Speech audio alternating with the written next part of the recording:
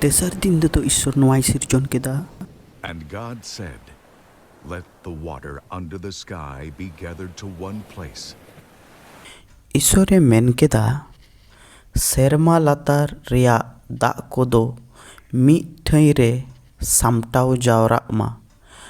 सेरमा लातार रिया दा कोदो ईश्वरे मेन केदाय मिटठेन गे जावरा मा आर ओना हो Jaora होयना. And let dry ground appear. And it was so. God called the dry ground land, and the gathered waters he called seas. आर रोहड़ हासा नेलोग मा आर ओनका गे हुयेना.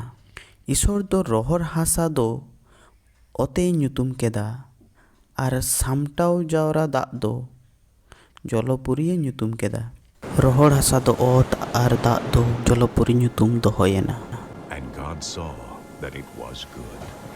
आर ईश्वर दोय नेल केदा जे ओना दो भागिया गया मेनते. ईश्वरा में समांग रे ओना जोतो तो भागियेना. Then God said, "Let the land produce vegetation, seed-bearing plants and trees on the land that bear fruit with seed in it, according to their various kinds." And it was so. ईश्वरे मेन केदा ओत खन हरियर घास को जानानो जोपातिन को are इतोआन को जो दारे को धरती रे आपान अपिन जत लेका जानामो मा. आदो उनका गे हुयेना.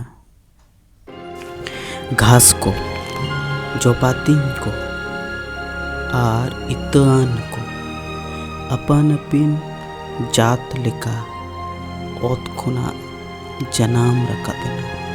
आडी मोज आडी रस्क आडी के हाहाड़ा सिरजन ईश्वर बाबाय सिरजन के कुआय. ईश्वर बाबाय सिरजन केदाय नुआ लांदा लांदा बाहा को लांदाय लेका बाहा को लांदाय लेका नाड़ी को लांदाय लेका नुआ रिलमारा धरती को गे ईश्वर दोय सिरजन केदाय आजा कथा रेजा दाड़ेते सनामा.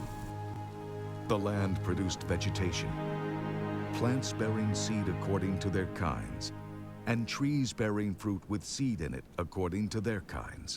And God saw that it was good. ओत खन हरियर घास को जानाना जोपातिन को आपान आपिन जत लेका इतोआन को जो दारे को ओमोनेना. ईश्वर दोय नेल केदा ओना दो भागिया गे मेनते. ईश्वरा बेनाव रिलामाला बागवान धरती रे सनामा गे अडी मोज आर भागी गे को नेलोग कन.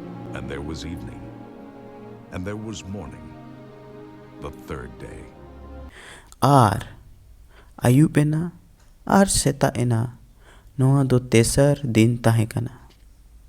आर नोंका गे नोआ सिरजो साव साव तेगे तेसर दिन हो पुरो वेना.